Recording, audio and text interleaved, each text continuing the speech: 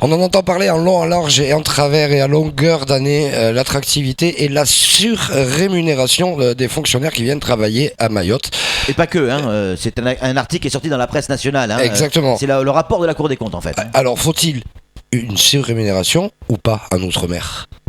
Samuel, je vous laisse le choix des armes. C'est une évidence. C'est une évidence. Si C'est on une veut. évidence que non. C'est une évidence qu'il faut cette surrémunération. Ça, le coût de la vie, a causé, créé par cette insularité et cet éloignement, fait qu'on a véritablement besoin que nos fonctionnaires puissent venir travailler, mais dans des conditions qui s'alignent au coût de la vie. Alors je sais bien qu'on pourrait en parler aussi pour le privé, mais là ce qui nous intéresse pour le moment c'est le public.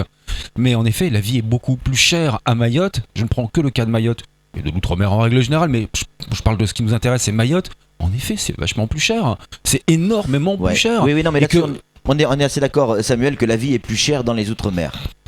Là, quand on nous dit surrémunération des fonctionnaires, pourquoi on doit surrémunérer les fonctionnaires ? Pourquoi ? Parce que la vie est chère que pour les fonctionnaires ? Non. Alors, pourquoi doit-on surrémunérer les fonctionnaires ? Est-ce que les autres habitants, les autres travailleurs, les autres salariés, pour eux, la vie n'est pas chère ? Non, mais je suis d'accord avec vous, Patrick. Je suis d'accord avec vous. D'ailleurs, pour sur moi, ce point, non, pas de surrémunération pour les fonctionnaires. Sur ce point, étant votre salarié, je vous demande aujourd'hui une surrémunération parce que je trouve qu'elle est légitime. Ouais. En attendant, l'État a pris ses responsabilités, en estimant en effet qu'il y avait un coût plus élevé. Lui, il a pris ses responsabilités, donc il a décidé, ok, on va vous payer plus cher parce que c'est vrai. Lui, il l'a reconnu. Le privé ne l'a pas reconnu.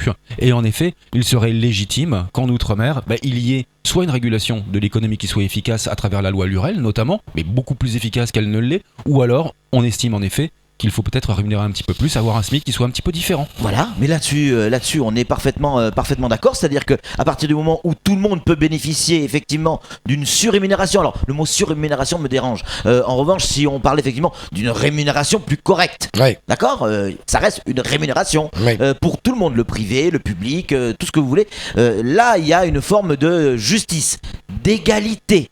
On ne peut pas d'un côté se battre au plus haut niveau de la République, François Hollande qui parle d'inégalité dans les Outre-mer, et puis générer cette inégalité sur le terrain au quotidien. Non, la surrémunération. Exactement. Non. Cela étant dit, je suis pas contre Samuel Flo, je suis pas contre une prime. Pour des fonctionnaires, des super fonctionnaires compétents qui viendraient à Mayotte pour nous amener effectivement des compétences qui nous manquent. On fait appel à des compétences pour les faire venir. Mec, ils n'ont pas envie de venir parce qu'ils ont leur chez eux, ils ont leur petit truc, etc. On leur demande de venir, une prime pour venir. Ça me gêne pas. Mais la notion de surrémunération permanente, c'est systématique. On est fonctionnaire, on vient à Mayotte, on a de la surrémunération. On n'est pas forcément super compétent. Est-ce que justement, il n'y a pas ce risque de gens qui ne viennent que pour la prime et qui n'en ont rien à foutre de leur mission à Mayotte ? Oui, enfin bon, encore une fois, il n'y a pas de mauvais employeurs, de mauvais employés ou de mauvais fonctionnaires, il n'y a que de mauvais employeurs. Vous avez raison. Donc si vous avez de mauvais fonctionnaires, c'est que vous avez un mauvais chef de service ou un mauvais préfet qui est le patron de l'administration. Ou un mauvais ministre. Ou un mauvais président de la République. Exactement. Donc à partir de là, maintenant c'est juste répondre à une réalité. La surrémunération, c'est vrai que c'est un mot un peu barbare et j'aime pas trop non plus, c'est très péjoratif. L'indexation aussi, ça me plaît pas. Enfin bon voilà, payer un petit peu plus cher en fonction du coût de la vie, oui. Mais c'est aussi ça, le mettre en place, c'est reconnaître la réalité des choses. La réalité, c'est quoi ? La cherté de la vie.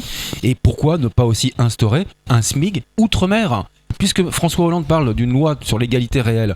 Oui, mais si on veut mettre une égalité réelle, c'est pour tous, c'est pas que pour les fonctionnaires. Là-dessus, on est d'accord, et en effet, il faut que le point SMIG, le point horaire, en outre-mer, soit plus élevé qu'il ne l'est en métropole. Parce que la vie n'est pas la même. Donc...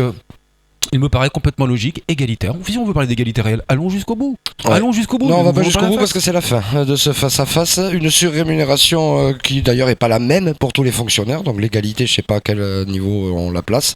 Ils ont pas tous le même coef. Ou alors on impose aux entreprises une tarification et un coût de la vie. L'URSS.